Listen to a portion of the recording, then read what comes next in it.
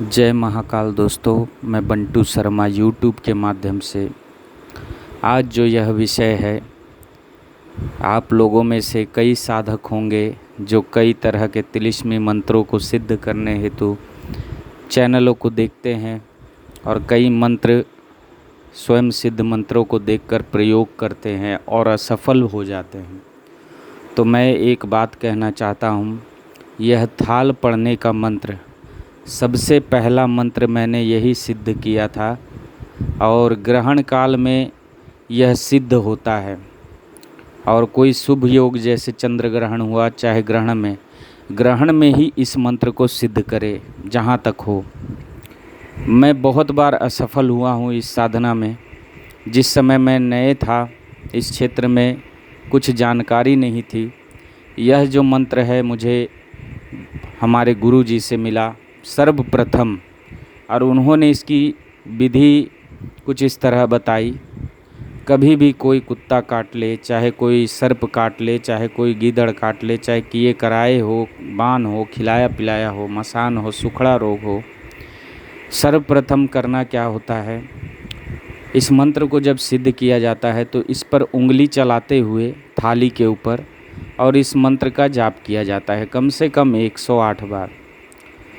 तो यह मंत्र जो है सिद्ध हो जाता है और यह ग्रहण काल चंद्र ग्रहण में ही सिद्ध होता है। इस चीज़ को मान कर चले।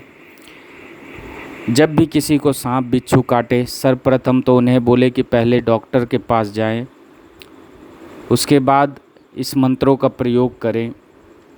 अगर आप ग्रामीण क्षेत्र में रहते हों तो सर्वप्रथम उन्हें आंधी झड़ा, जिसे अपमार्ग कहते हैं, उनके पत्तियों को चबवाएं। चबाने के पश्चात 15-15 मिनट पर गोल की जो काली मिर्च होती है उन्हें खिला कर देखें कि वह कड़वा लगता है कि नहीं। अगर कड़वा लगता है तो विष उतर गया, फिर इस मंत्र का प्रयोग करें। तो इस तरह हम लोग गुमा बूटी का भी प्रयोग करते हैं। पहले गुमा बूटी को खिलाकर विष को जो अवरोध है उसको रोका जाता है और उसे ख़त्म किया जाता है। उसके बाद इस मंत्रों के द्वारा विष का उतारण किया जाता है, ठीक है। और एक सुगंधा नामक बूटी होती है जिसे आजकल मगरमस्त के नाम से जाना जाता है।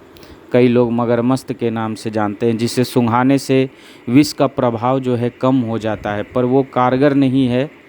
सबसे कारगर औषधि मुझे पाया हूँ जो कि ईश्वरामूल, जो कि 100% विष को उतारने वाली जड़ी में गिनी जाती है।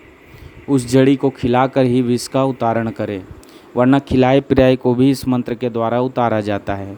इस मंत्र को 108 बार जाप कर लेने से और कम से कम 21 बार या 51 बार हवन कर लेने से यह मंत्र सिद्ध हो जाता है। अगर मान लीजिए किसी सर्प ने काटा है तो पीतल की थाली के ऊपर इस मंत्र को 7 बार पढ़कर फूके और सीधा उसके पीठ के ऊपर रख दें। याद रखें, दिशा जो है पूर्व की ओर रहे। जो जिसे रोगी है उसका मुख रहे पूर्व दिशा की ओर। आपका मुख भी उसके पीठ के पीछे पूर्व दिशा ही होना चाहिए। और अच्छे से गद्दे में बैठकर इस मंत्र को पढ़ कर नहा धोकर सुबह सुबह खाली पेट और पीठ पे इस मंत्र को 7 बार फूंक कर चढ़ा देना है। तो यह अगर उसके अंदर विष होगा तो यह थाल चिपक जाएगी और बहुत ही मजबूती से चिपकती है। और दूसरा विधि बताता हूँ इसका। अगर किसी कुत्ते ने काटा है तो तांबे की थाली में इसका प्रयोग करें। तांबे की थाली लेकर इस मंत्र को 7 बार पढ़कर और उसके पीठ पर धरें। ये पूरा चिपक जाता है और जब तक विष नहीं उतरता यह छोड़ता नहीं। तो मंत्र मैंने इस पर लिख चुका हूँ। यह सबसे पहला मंत्र था जिसमें मैं 3 बार विफल हुआ हूँ। चौथे बार यह मंत्र सिद्ध हुई हमें और मैं हार नहीं माना। ऐसे भी आप लोग नए साधक हैं चाहे पुराने साधक हैं, नहीं पता मुझे, पर जो भी साधक हैं हार ना माने और मंत्रों को सही समय पर सिद्ध करें तो अवश्य ही यह प्रभावशाली होती है, ठीक है।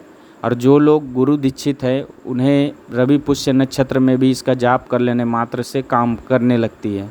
अगर जो नए हैं जिनका कोई गुरु नहीं है वो शिव को गुरु मानकर और इन मंत्रों को शुभ योग में जाप करें और हवन कर लें तो यह मंत्र काम करने लगते हैं। अगर किसी के ऊपर किए कराए भी है, अगर बुखार भी होगा तो यह थाल चिपक जाती है और उसका बुखार को उतार देती है।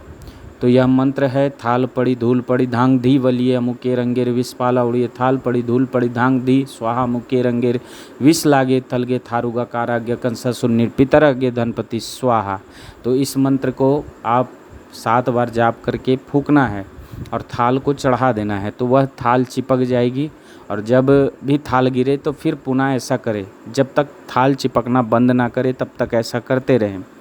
उसके पश्चात जब थाल का काम हो जाए तो धूप में या आप इसको अग्नि में चढ़ाकर इसके जो भी विष के प्रभाव है उसको कम कर सकते हैं और फिर दोबारा प्रयोग के लिए इस थाल को यूज कर सकते हैं। तो सर्वप्रथम मैंने बताया कि सबसे पहले कोई भी अगर सांप काटेगा, अगर कोई भी आए तो सर्वप्रथम वनस्पतियों का योग दे, वरना उन्हें कहें कि डॉक्टर के पास चले जाना है, ठीक है। उसके बाद ही इसका प्रयोग करें। मैं जन कल्याण हेतु यह डाला हूँ और आपको अच्छे से समझा कर डाला हूँ। और भी आगे मैं वीडियो डालूँगा जो कि बाटी चलाने का स्वयं सिद्ध मंत्र है, फिर भी उसे सिद्ध करना पड़ता है दीपावली के योग में।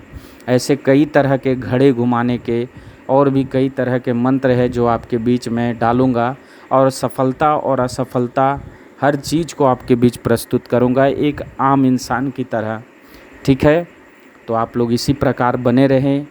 एक साधक के तौर पे मैं कोई दिखावा नहीं करता, जो मैंने जिस तरह से सिद्धि की है मैं हर वो बातों को आपके बीच रखूँगा, ठीक है।